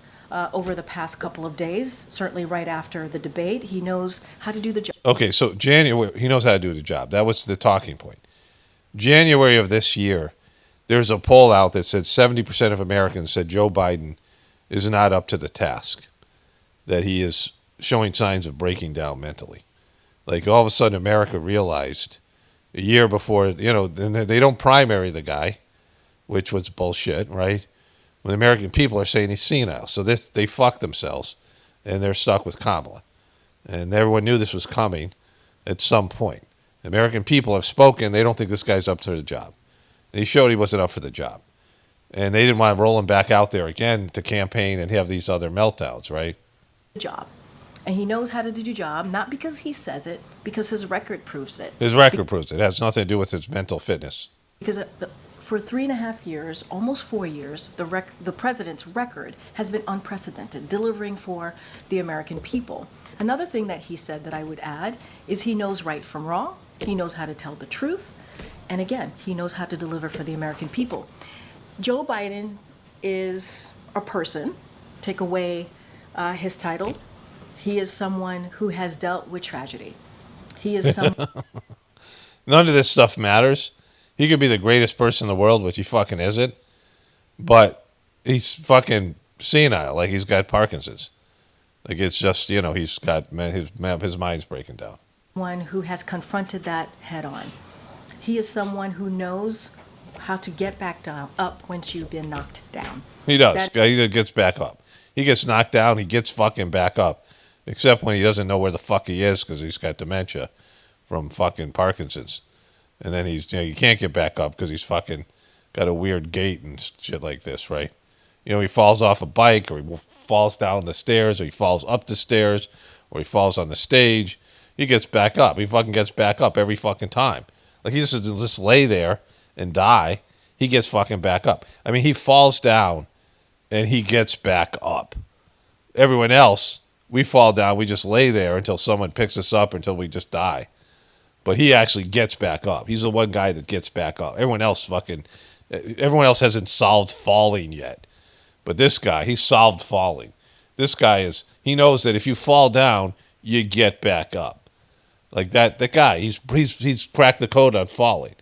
The rest of you guys is just all you guys laying on the ground, get back up. Joe Biden solved this thing for you. Stop laying on the fucking ground and get back up. Take away his title. He is someone who has dealt with tragedy. He is someone who has confronted that head on. He is someone who knows how to get back up once you've been knocked down. Well, can you explain that to me? How do you get back up when you get knocked down? How do you do it, Kareem? How the fuck does one go about getting back up when they're falling down? That is something that he understands very, very well. And I think, and we believe, that's something that many of Americans across the country understand as well. And he knows how to come back. He knows how to come back. And so the president's going to continue to focus on what he's been doing the past 3.5 years. He's going to continue to focus on the American people. And, to your question, just to add a little bit more to your question, look, you heard from Speaker Pelosi, you heard from Representative Clyburn, and let me just paraphrase a little bit of what they said. Speaker Pelosi, who's very close. Okay, so it's hard to listen to. But it was so greasy. And then she continued to do this shitty job because she had to. Like, you can't quit. Like, it's just so bad. And so her job is to lie about Joe Biden's fitness when everybody knows the guy's fucked in the head, right? And so she continued to do this. And now apparently she's saying the Democratic Party is broken, right? And she's getting shit from the Democratic fucking ex-Biden staffers because she's jumping ship. But we all saw you lie. We all saw you. Now you're talking about fucking getting outside of boxes. What the fuck are you talking about? What are you talking about, right? Like, this is the whole thing about everything to do with politics. It's just there's no political solution. October 21st. Boom. I wish I had just let that play out. I thought there was more left here. So, this is what I'm talking about, dumb fucks, right? Because you had a Democratic Party that ran a guy who had prostate cancer. He had prostate cancer for fucking years before so he's running for president. He's old as fuck. He is a shitty politician who got caught plagiarizing. He's unpresidential. Nobody fucking wanted to vote for him the first 3 times he ran for president. He's been around a long time. He's a scumbag. He was a doofus and a fucking groper of women, smeller of children, right? At this whole thing. I mean, all these things you saw about Joe Biden. Just a horrible fucking guy. And we all know about Joe Biden. And then you have with Trump, he's fucking Trump, right? A guy who protected Hillary Clinton, called her crooked Hillary, talked about her crimes, and pandered to all the people yelling, lock her up. I mean, said all these things about locking her up. And then he comes out and said he protected her. And he thought he should be protected as well because they're above you. You're a lovely piece of shit. You can go to jail. You can get deported. You can get fucking kicked out of the country for your crimes. Not Hillary. Fucking Hillary can murder people. The Clintons can murder motherfuckers. They can do all kinds of shit. They shouldn't go to jail. I protected them, right? And so there's one true independent, and that's anybody who's an independent. Someone say, okay, I'm not fucking voting because it's stupid to vote because there's no real fucking choice here. It doesn't fucking matter. They're going to do whatever they're going to fucking do. And they're just pretending you have a choice when you fucking don't, right? And this fucking bitch, right, she's coming in and she's like, oh, I'm an independent now? No, you don't get to be an independent. You were the worst Biden supporter, lying about his senility when 80 or 90% of the American people all knew he was fucked in the head and covered up for him for years. And now you're going to come out and say the Democratic Party is broken? So for what? Like, how are you going to have an independent group of people that will all agree together when everyone's so divided into their boxes? Everyone get out of your box and we'll all fucking create some independent party. If Karine Jean-Pierre is fucking Karine Jean-Pierre's new book, like, who's going to buy that piece of shit, right? I mean, you're pitching it. It doesn't come out until October. Like, you have it right there in your hand. Why didn't you fucking release it now? Right? You're waiting till fucking October? Why? Because there's going to be some fucking voting going on. It's not even fucking midterms. Like, why release the piece of shit now? Right? Like, it's not some fucking monster book. I mean, I'm sure you don't have much of a fan base and a following. And so, I mean, I don't know how many, like, we'll check out her social media stuff. So here it is. Karine Jean-Pierre is leaving the Democratic Party. Your former White House colleagues have some thoughts. Where are you going to go? Like, where are you going to go? If you're going to be a political person, you have a two-party system that is completely rigged so that there can be no third party. You're not going to vote Republican. And so, for her to say this is a wake-up call after lying about Joe Biden, well, wake up, everybody. Well, yeah, you carried water from him. You can't say shit now. You can't come out now and pretend you're a truth fucking teller, that you're a truther. Wake up. What the fuck you talking about? Like, everyone knew he was fucking senile, and you had to go up there and eat shit. And you did. You fucking lapped it up. Here she is here. She has 400,000 followers, but she gets nothing in terms of her, there's 14,000 likes here, 2,000 likes here, right? This stuff, which has like nothing to do with, seems like she has a lot of stuff to do with, I don't know. Is it gay black chicks? What is it? I'm not sure what her point of view here is. But she has the stuff on Instagram. Here's her, the video thing that I showed you, right? This is her, whatever it is. There is some of the people who like me like this. I don't know how that's possible. But it doesn't have, where does it say the amount of the stuff here? Where's all the output? It usually says it here. This thing has, well, where's the facts? It usually tells you how many likes it has. It says there's only 2 people like this and 2 others like this. She liked it herself. Well, let's see what the others are. Well, it's just a handful of people that liked it here. So it's like under 100 people. It's like 50 people like this stuff. Oh, here's the demographics. You hold it over here. This has 5,000 likes, right? So she doesn't have a real following. And, you know, I mean, she can make a little bit of money on this book, but I mean, the fact that she's getting media coverage is because she left the party. That's the only thing that's interesting about it. And so the fact that she would call this is, you know, she's an independent, right? She's moving forward. 4,000 likes, 22 comments, right? 8 comments, 4 comments.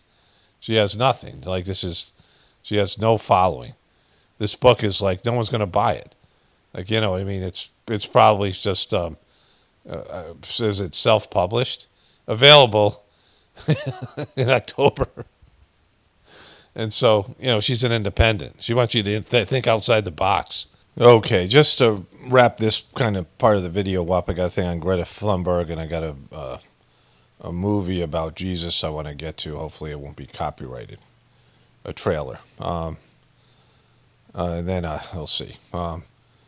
But, you know, in terms of this thing about dumb fucks, right? This idea. And this woman, Karine, whatever the name is, St. John's, but he's saying over here. You know, like trying to come out now as an out-of-the-box person when, you know, you were in the box. Like, for you to go out there and bullshit about a guy that we can all see is senile and go just lie to the fucking American people in the media, like, you're fucked. Like, you're always going to be that. Like, there's no, you wake up, there's no, you know, wake up stuff for you. There's no truther stuff. And the same thing for Trump. Like, Trump can't be a truther either. One, the faked assassination attempt. No, one would be, you know, Operation Warp Speed and getting worked on COVID and all those things that he did, which was huge, you know, whatever it was. And then, you know, the faked assassination attempt, which is clearly fake and just totally staged. You know, at this point, it gets more and more fake as time goes on. And then the final thing would be saying that he'd protect Hillary. I mean, not the final thing. There's so many other things, right? But these are big, glaring things. These are deal breakers for truthers and Republicans. You know, either both or one or the other. You know, the fake assassination attempt is a deal breaker for truthers. Saying that he protect Hillary Clinton, that's a deal breaker for Republicans. The COVID thing is a deal breaker for both, right? And, you know, when he did these things, it became clear that he is just lying to you about what he is to you and what he can do. And so the Democratic Party and the Republican Party are all we have in terms of political choices. There's no chance for an independent. We saw this with Kennedy. We heard Trump talk about it with Joe Rogan. They have it rigged in such a way that even if you won, like you got a president who won as an independent, you couldn't get shit done because the Democrats and the Republicans would be at you the whole time in the Congress, Senate, and the media. As an independent, you would be able to do nothing because all the power, all the lobbyists, all the, you know, the governmental power, all the people in positions are one or the other, right? You'd have to get all these people who identify, because all the people in Washington, D.C. vote, so they're either Democrat or Republican. There's no independent people working for the government, right? You know, at least in terms of they have to make a choice one way or another. And so you would get no support. So there's no third party. And then you have these countries where they have, 20% of whatever it is, right? You know, the vote is a majority because they have 5 parties. You know, if you win 20%, you have a majority, but then you have to make a deal with the other parties, and nothing ever gets done because it's all, you know, I mean, there's no politics. And nobody's addressing the essential problem, which I talk about, which is people suck. We're going in the wrong direction. People are worse now than we were before. Like, each generation is worse than the last one. And so if your people are getting worse, then you have a problem, right? Then your system sucks. And so, you know, being a dumb fuck is not being able to, and again, all you have to do is say it. You don't have to, it doesn't mean you're committed to anything, but you just have to admit that this system is not working for us. It's a bad system. And yeah, we're 100% dependent on it, or whatever percentage we're dependent on it, which is mostly, you know, almost everybody's 100% dependent on. But just admit that the system's got to go. That's the problem. The problem is the system, and the problem is the people. The system's got to go, and the people have to change, not particularly in that order. So we have to change, and the system has to go. And then you don't have to do anything else. Like that's just the first step. Because yeah, we're 100% dependent on the system, so it's scary to think about life without the system. You don't have to want the system to go. You don't have to work actively against the system.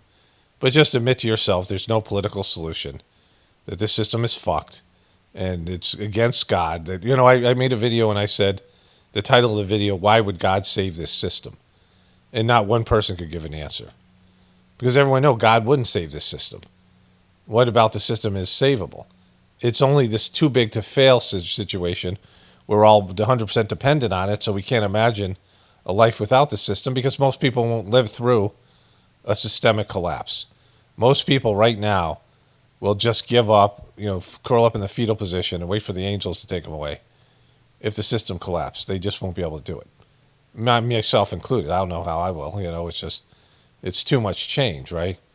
Like if there's no food in the grocery stores, it's just people running around chaotically, armed people, like 450 million guns, billion guns, right? Or million guns. Like there's 1.5 gun for each person. So you have armed people, and there's lots of people who have lots of guns, and certain people have none, like probably, whatever the percentage breakdown. So you have a lot of armed people and a lot of people who are just sheep waiting to be, excised out of the system. So, there's all that. Like, of course, if the collapse of the system is tied to your death or something of fate worse than death, right? Like if you can't imagine how, like you'll survive something like that. Yeah, of course. Yeah, fucking course. It's like, of course you're not going to root for that. Nobody's telling you to root for it, but just be honest about it. Like if you're a truther, and this isn't being blackpilled, like it's a silly fucking term, it's just being honest. Like the system is fucked, and the people are fucked. We're going in the wrong direction. It's getting worse. Idiocracy. We all fucking see it. And just accept it. All right. So then and then the other part is people have to change. What can you do to change? Like what can you personally do to change? To be on the other end of this spectrum where instead of getting worse, you're getting better. What can you do in your life to get better and not worse? Like just go in the right fucking direction. You don't have to solve the world's problems. You don't have to go full boat and like quit your job and go out live in the fucking woods. I had somebody, some woman's husband who watched me, and he's like, "Yeah, my wife listens to you, and now we're living a fucking, off the grid with nothing in a fucking shack." I'm like, yeah, like where did you get that? Like why would you do that because of what I said, right? Like how did you process that information? In fact, that's the opposite of what I'm saying, right? You can't run away from it, and it's not time yet to do that. Like, there's plenty of time. You could build skills without doing that, right? Putting yourself where you're toiling. I don't think they listen to me anymore. His wife used to comment. But I'm like, that's not, don't pin that shit on me, right? like that's just, you and maybe that's what you need to do, but like that's not what I would do.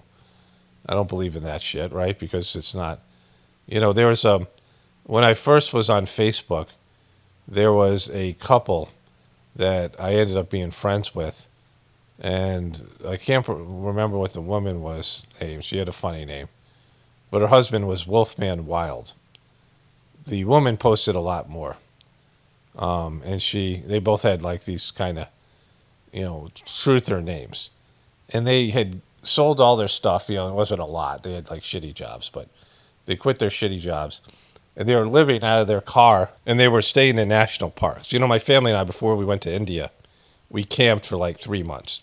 And we went to a few of these national parks. They're not national parks. They're like places where there are parks that are owned by the government that don't charge for you to camp there. But there's no supervision, right? So my family and I went to a place like this in Kentucky, and people were shooting guns off at like 3 a.m. and riding their four-wheelers while everyone else was sleeping. It's kind of scary. You're sitting in a tent. And this couple was going and you can stay there for 2 weeks, but then you have to get out because they don't want people squatting or living there. And so you got these people who are just traveling around and stay at these parks for free. But, there's no, oftentimes they barely have bathrooms, and there's no park ranger. There's no anybody there. You have these other campsites where they pay somebody like a little bit of money and they let them stay there for free. And there's people with an RV that'll set up in a campsite. And they kind of are like, they manage the place. We went to another place that was a paid place, and it was near Asheville, the very liberal North Carolina city of Asheville. Beautiful park. One of the cooler places we camped. And in the middle of the night, these people showed up, and they were loud, and they wake everybody up. And I went to talk to the camp person about it. I said, these people came in, I've got 4 kids, and we're trying to sleep and, whatever. And he said, these are forestry graduate students. They were graduate students from some university. And they came in, set up their campsite at like midnight. They all had their private tents, and they were loud. And then they sat around the campfire loud and fucking waking everybody up in the whole place. And I told the guy, and he went to talk to them, and they all were quiet. And they were like fucking, because they knew that they were fucking being pieces of shit. And these were people who were like forestry. They're studying the forest. And they're totally disrespecting the forest and the people in it with their loud fucking piece of shit behavior, right? And they kicked them out. They said, you can actually, the next day, the people came in and kicked them out, said, you guys can never come here again. Because they had done it like 3 times already. And just didn't care. They were right next to us. Like fucking woke all of us up, right? All my kids and whatever.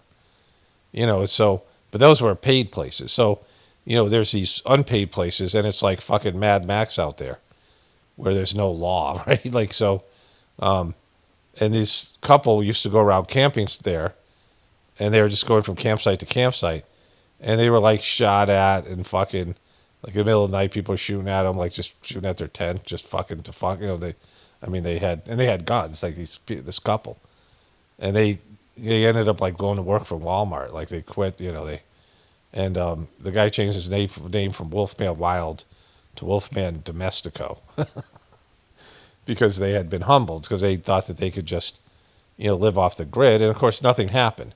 They thought end of world shit was happening. This is back in like 2011 or 12 or something like that. 9. This is years and years ago. And so, when the collapse happens, it happens. Like I read the stuff from Whispers, and there's some events. The first one isn't supposed to be till this year. And that doesn't mean it's the end. It's the beginning of a set of events, upheavals, big events, whatever, according to these prophecies, right? Which may or may not come true.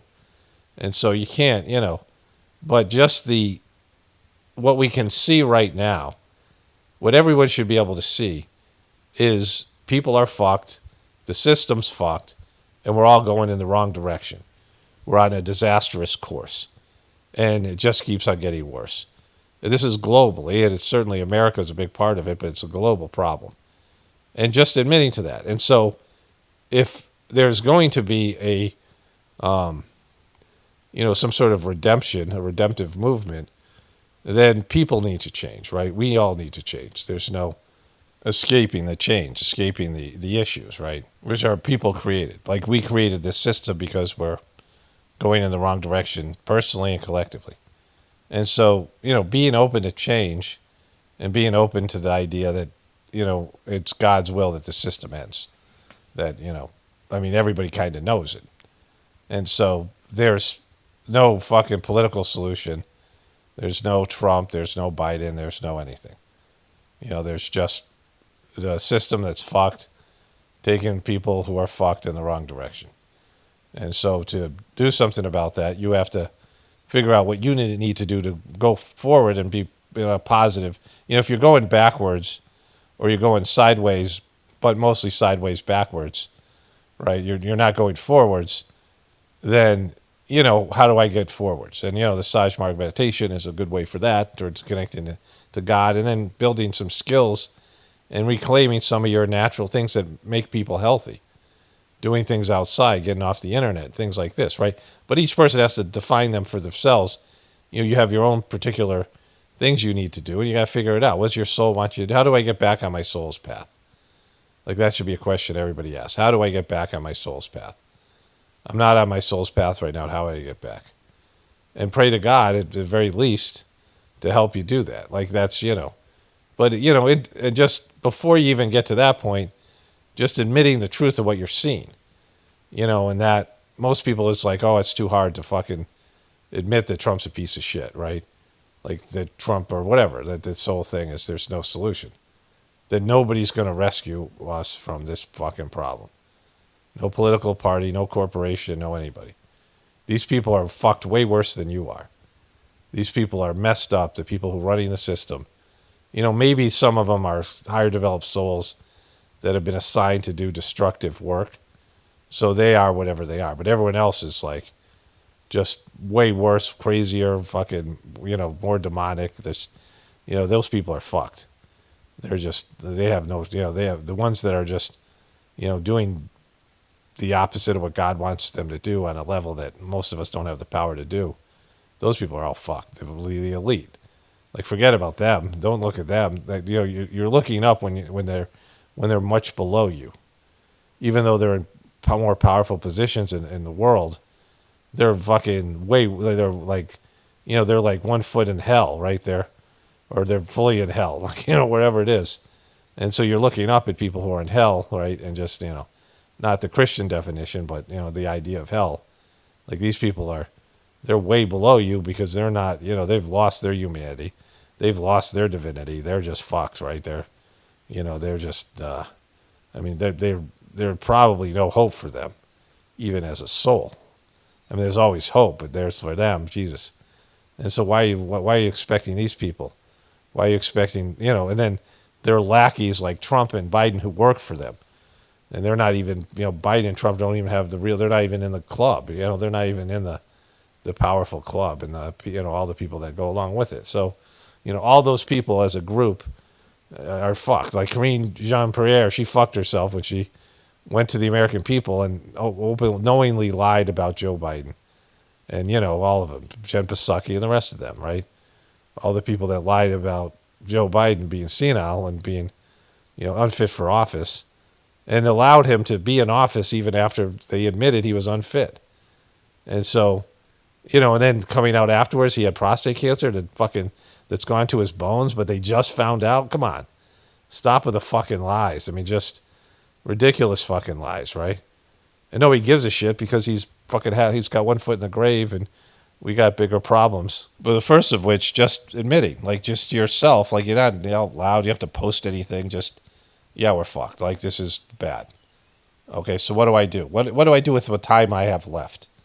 If our society's terminal, if I'm going to die at some point, how do I make something good out of this, right?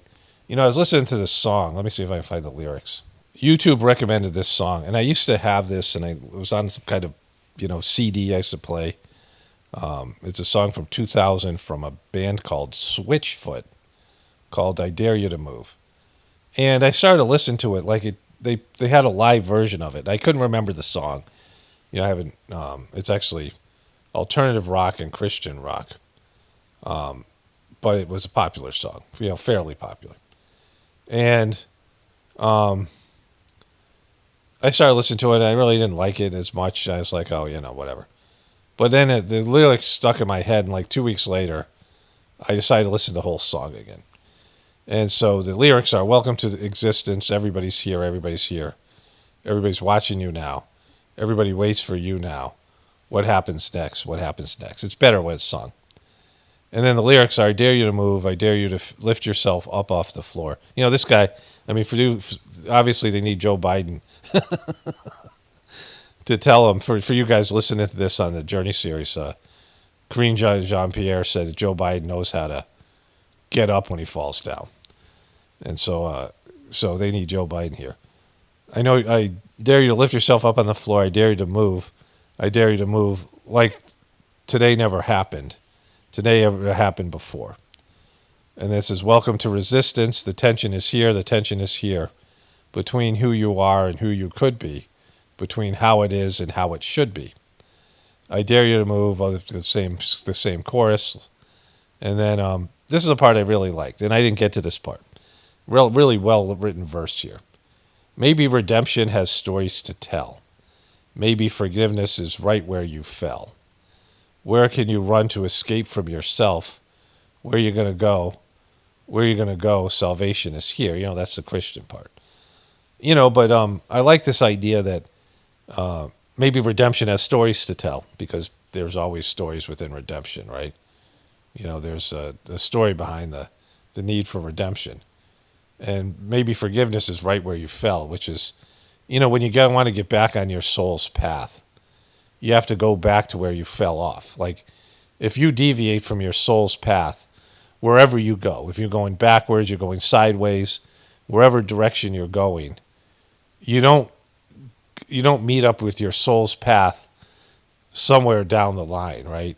You have to go back to that point where you got off your trail. Like let's say you're supposed to go west and you start going north. Well, you can come back and go northwest and then meet up on the highway 200 miles from where you got off, right? But on the spiritual journey, wherever you fell off the path, you have to come back to that point. So you have to get back from where you deviated from your soul's path. And so, forgiveness is right where you fell, right? And where can you run to escape from yourself? Where you're going to go? That idea of wherever you go, there you are. And so I really, enjoyed this song, hearing it again. Again, it's got religious connotation, Christian music, but it's done in a subtle way, right? And, of course, Christianity has got its own issues with honesty, and, Christianity takes you off of your spiritual path and gives you a bullshit story that doesn't pan out because it's based in lies. But, this whole idea of being a dumb fuck, just to wrap this up, is that you willfully lie to yourself because you don't want to face the truth, because the implications of the truth are so fucking painful. It means an uncertain future, and it means you have to change, right? And just, like, it's admitting, I cover how bad the system is every day here, and I barely scratch the surface. And so many other people cover it, and the mainstream news cover it, so everybody covers it. A dysfunctional system of dysfunctional lying pieces of shit, and that we're all part of it. And, people with selfish attitudes and hurting other people and other species and the environment and all, working together to go in the wrong fucking direction. It's just there. You go around, you look at it, you go to Walmart, you look at the people, you go anywhere, you go on the internet, you see how people are, you see all these things, right? Interacting with people, your own issues that when you actually look at what you're doing and the things that you're doing, the lies you're telling, the things you're doing that are wrong, the things that you're doing that are bad for you. Eating bad foods, lack of exercise. You're doing things that have no value for you, that are best bad, right? So we all are aware of that. And so you look at all that stuff and know that you should change but won't, and know that the system is bad and taking all of us in the wrong direction, but hoping that it somehow keeps going, right? Like it's dysfunctional, and it's like you don't even have to do anything but just admit the truth, right? And then then you've stopped being a dumb fuck because you're not manipulating your own reality to see what you want to see in a way that's just, obviously not the case. And then how it is to be around and talk to you when you just regurgitate shit that deep down is all bullshit. You say things about Trump that, these lies, like when the current press secretary, the fake Christian Barbie truther gets up and just regurgitates these ridiculous lies. And, everybody knows it, but even she knows it, and then they all just go along with it. And so, that's being a dumb fuck. Anyway, so let's move on to the other things here. Okay, I saw this on my phone. New York Post said that it was a YouTube thing, that the Israeli government has captured her boat. Remember, her freedom boat or whatever, her pro-Palestinian boat, and they're going to make her watch the atrocities that are happening to the Palestinian people. That was the New York Post, which is a very Zionist, owned by Rupert Murdoch, of a Zionist. My name is Greta Thunberg, and I am from Sweden. It's Greta. My name is Greta Thunberg, and Greta. I am from Sweden. If you see this video, we have been intercepted and kidnapped in international waters by the Israeli occupational forces or forces that support Israel. I urge all my friends, family, and comrades to put pressure on this. Come on, comrades. Go put pressure on comrades because that's going to totally work. Like this is like Israel's just doing a big fuck you to everybody, and even Trump and him. You know, I mean, they're not. They're just going to go full fucking, you know, whatever Zionist here, and they don't give a shit about your fucking. Oh, your social media people are going to put pressure on them, like The Swedish government to release me and the others as soon as possible. boom. Well, maybe you fucking deserve to be fucking kidnapped for your stupid fucking protests, you know. No, fucking look at her. Boom. Greta. They fucking kidnapped Greta. Okay, so I'm looking at the New York Post here. I want to find the article for Greta, but I saw this as well. Come at me, bro. Come after me, bro. Gavin Newsom adds fuel to fire, dares Trump border czar Tom Homan to arrest him amid violent ICE riots. He said, come arrest me, tough guy. Like he said that. Horny Diddy's influencer ex who said he savagely beat her reveals her depraved demands. Don't say no to me. So there's that. Reality check. Greta Thunberg and friends intercepted selfie yacht while being forced to watch video of the hoarders of the IDF, says. So here it is. Her selfie yacht is a great way to say it. Okay, so these are these dumb fucks. And really, it's, again, they're posers who have a dumb fuck following. She hasn't done shit to stop climate crisis, but she's already going to deal with this other thing. These are all semi-famous, some of these people. And they're all aboard this boat, this selfie yacht, right? And so that's a great term for it. So there they are being arrested, or whatever it is, right? I congratulate the idea of the quick and safe Tavor, the Maldine flotilla to prevent them from breaking the blockade and reaching the shores of Gaza. Again, a blockade where they're not getting food to these horror people. I instructed the IDF to show the flotilla passengers the videos of the horrors of October 7th massacre when they arrive at the port of Ashdod. It's appropriate that anti-Semitic Greta and her fellow Hamas supporters see exactly this Hamas terrorist organization they came to support and for whom they work is what atrocities they committed against women, the elderly, and children, and against whom Israel is fighting to defend herself. That's a big fuck you to the thing. You know, fucking Israel. I mean, you know, you're fucking killing Palestinian people. And there's lots of Jewish people in Israel. Like I used to belong or still belong to some Facebook groups that may or may not be able to post. I'm sure they can post now. It's like, you know, Israeli people for Palestine. Like there's people in Israel that are against these things, like some number of them. There's Greta there in her selfie flotilla. It's just fucking silly, right? Silly protests that aren't going to do shit. You know, this fucking thing, just wasting people's time and money. And the fucking posing. Anyways, so there's that. So this is a movie called The Last Supper, official trailer, Prime Video. I think Amazon's smart enough to let you use their trailers. They're not because they fucking copyrighted me. So I'm going to just show you the one scene with Judas in it, if they let me do that one. Otherwise, I'm just going to have to bail on this whole part of the video. The voiceover over at the end has to do with it, so that kind of sucks. I do believe that Jesus is most likely the Messiah. Why do you believe that? I've seen too much. He's seen too much. Then why are you doing this? I suppose I have not seen enough. Okay, so this is Judas. He's coming here to sell out fucking Jesus, but he claims he's the Messiah.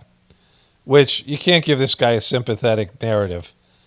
You know, the crucifixion is so much of Christianity. So for Christians, Judas is a great person. Because without Judas, there's no Christianity, there's no crucifixion, and there's no Christianity's main thing, the cross worship, which is completely fucked. You know, to make the cross the symbol of your religion is the place where Jesus was brutally tortured and carrying the cross and, you know, humiliated and all these things. So it's all that's just bullshit, right? Like Jesus' best teachings, you know, are the kingdom of heaven is within. There's another one I thought of.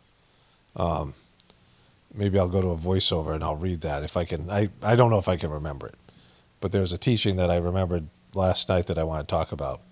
In the Journey series, I can do it here if I remember. But anyways, so I'm not sure. I think I remembered what it was, which is the do unto others quote from the Bible. And I covered that in a voiceover, but now Amazon's fucked me with their stupid copywriting of a trailer. Apparently this is a long-running series.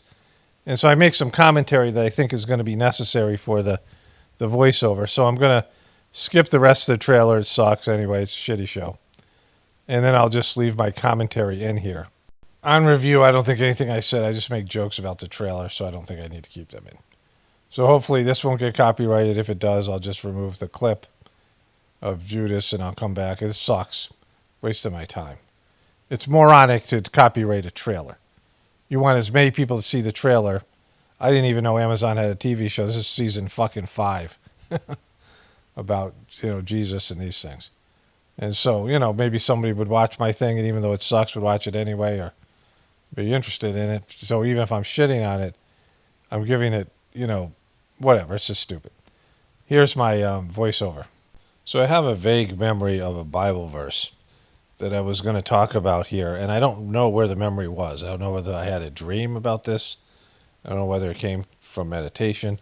But I remember that I had the thought I had to look up the exact verse, and that it was a good verse in the Bible, sort of like the kingdom of heaven is within, right? Some of these very ignored verses of Jesus' teachings, right?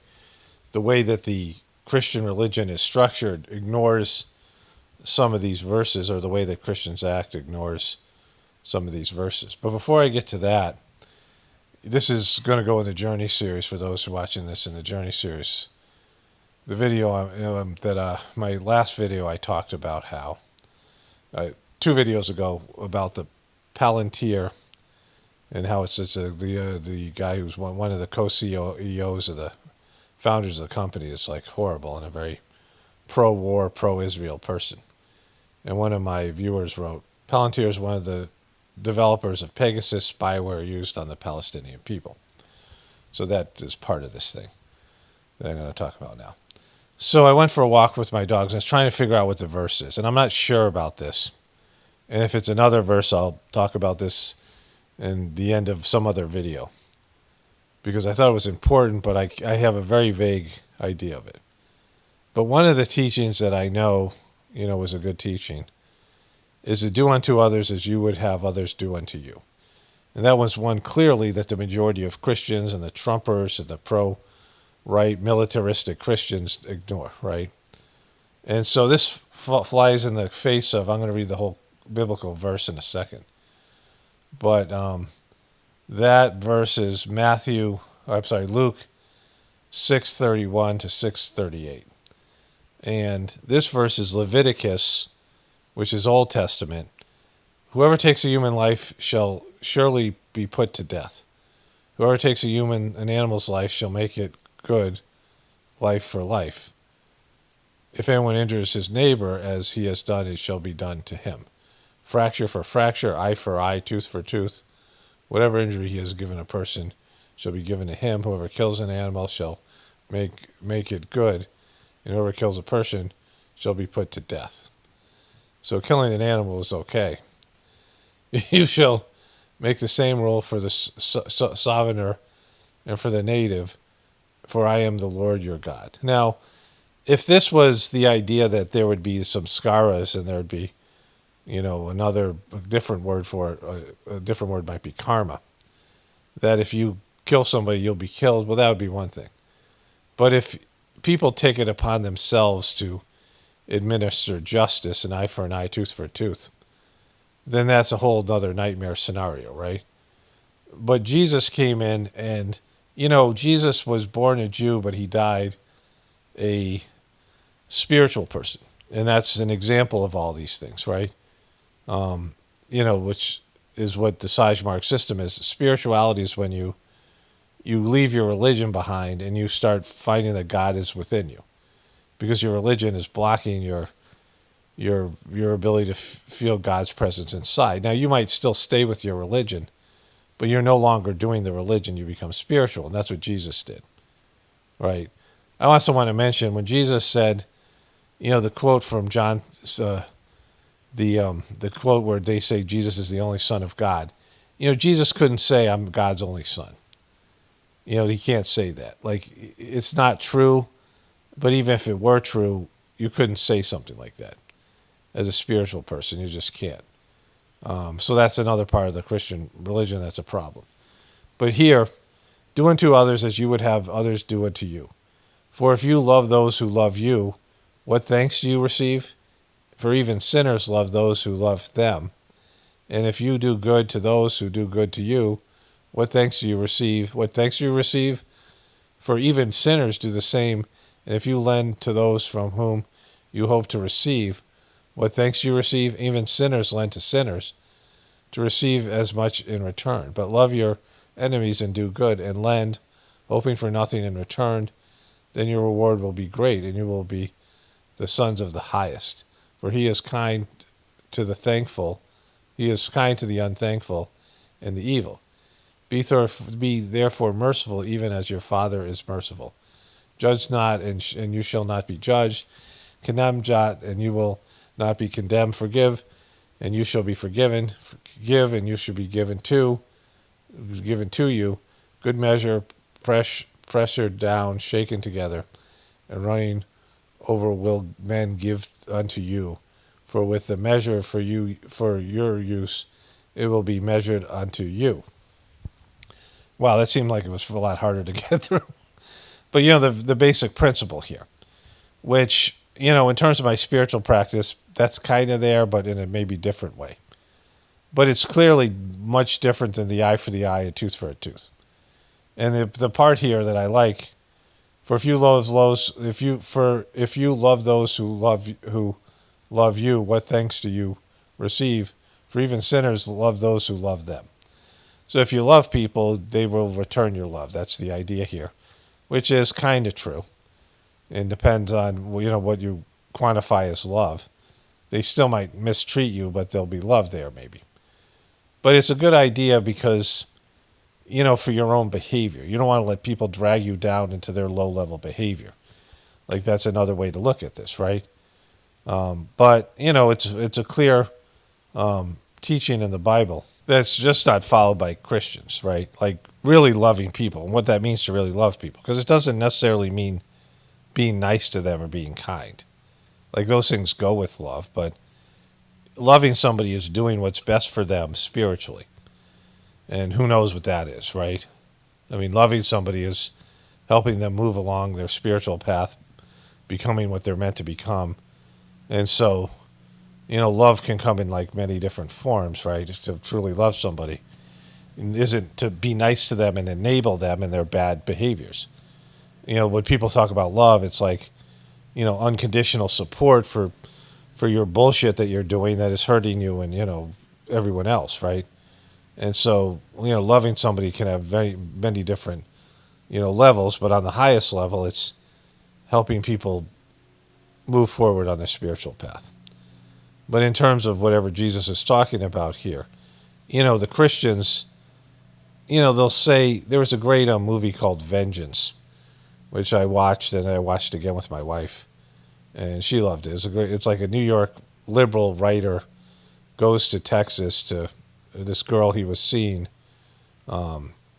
dies, and her family's very Texas sort of truther right-wing people.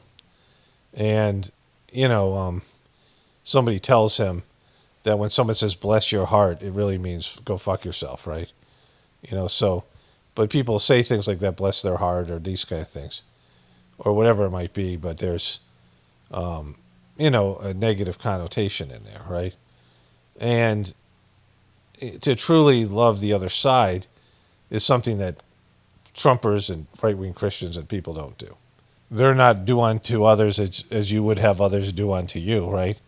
Because it just makes sense that whatever you do is going to be done going to be done to you, right? So that's just basic spirituality 101.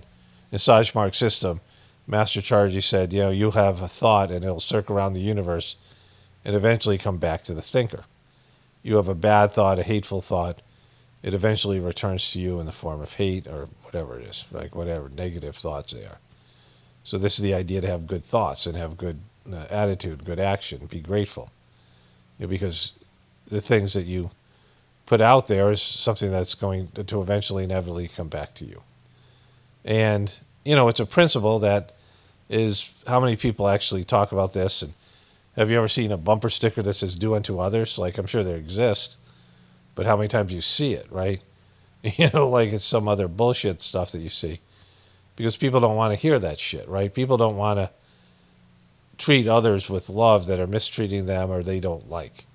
In fact, they might not even know the person, but they want to gossip about them. They want to run them down. How many Christians talk about how bad other Christians are and are judgmental of their, very judgmental group. There's some Christians that aren't, but there's many that are. And, more judgmental in some ways than other people that don't have any sort of moral code or anything that goes along with the Bible, but they expect more out of other people than they expect out of themselves. I was saying this about the so-called elite, right? That the elite, everyone looks up to the elite to do something, and they're the worst people just because they're in a position of power. They're in a position of, what people would consider success. They're not good people, and they have power, but they're not going to use it for the good. They didn't get the power to do good things, right? They sought power for their own personal egotistical desires and whatever else is going on with them. But they're not, they can't be counted on to change. You can't expect more out of them than you expect out of yourself, because you're probably higher developed than they are if you've had a past life with power and rejected it, which many of us have. Many of us have been in these positions and realized, oh my God, this isn't what I thought it was going to be. And then you give that up forever. You no longer seek that out, right? Like people on the spiritual field have already had success materially, and they realize, oh, this isn't why I'm here. And so, like, you get an aversion to it. Maybe it takes multiple lives, whatever it is, right? I've told various parables and stories about this. I'm not going to do it here. But, it's just there. So, expecting people who are in a lower evolutionary, they're just learning that material power isn't really worth it. Or they're stuck in that. They've been doing it life in and life out. They can't get out of it. But either way, they're not to be counted on. You don't expect the most from them. You should expect the least of them, right? So the way to change things is, witnessing to God, praying, and becoming a better person, and becoming someone moving in the right direction. And the more people that do that, then the system has to accommodate evolution. It has to accommodate people evolving and, moving forward. And so the system that is now there for people is more system based in people having a higher nature, people having a higher level of consciousness. So as you move upward and forward yourself, you pull people along with you. And you don't know where you are in terms of your past existence, your past lives. You don't know where you are. And if you're much higher already, you're much further along than these other people. And you're, getting intertwined with them and being pulled down by them, or thinking, that they should be better when you yourself has already accomplished these things, and you have that in your system. You're just not activating some scars that are inside of you, these impressions that will move you to a higher level of being, right? If you've already accomplished that, you need things to pull that stuff out, right? So it's important that you embrace that. One embraces their higher nature, because even if one person does that, it can uplift all of humanity to whatever extent. And then, if many more people do it, and then the system changes, and, all these, dumb fuckery things disappear, like all this other stuff disappears. Low vibrational things. So anyways, I hope that's either that or I'll remember what I was going to do. But if it's in a dream, it's probably lost. So, but it might have been that. I don't know that many Christian teachings that are, better teachings, like ones that are, there's a lot of stuff that is, it's okay. It's not, the kingdom of heaven within is probably maybe the best teaching, but then I thought of some other one. And I hope it's that one, because that's, that's one of the few other ones that I know is really spot on, or at least is, appealing to one's higher nature. Anyways, only spirituality will save this world. It's Paul Romano, definitely pointing to the apocalypse and the ascension. Everyone have a blessed day and be grateful.